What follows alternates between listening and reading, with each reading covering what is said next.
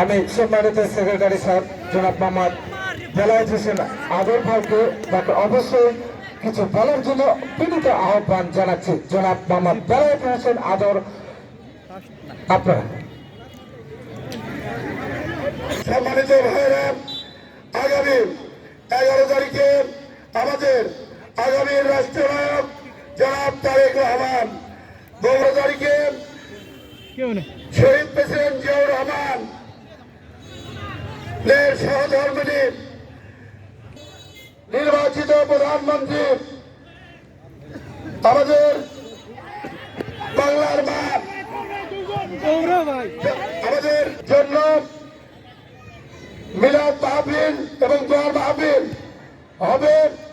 আপনারা সবাই 12 তারিখে উপস্থিত থাকবেন এবং আমাদের কর্তব্য পালন করে সকল লোকের সঙ্গে যেন সুস্থ এবং সুন্দরভাবে চমৎকার পরিবেশনা দিয়ে যেন সকল সম্মানিত এলাকার ব্যক্তিবর্গের যেন মন রাঙিয়ে নিতে পারে। বলতে বলতে মাঝ মাঠে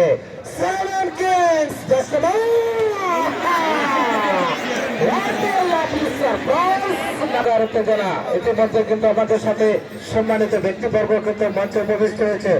এখন কিন্তু তার শশা অবস্থান বিরাজ করছে।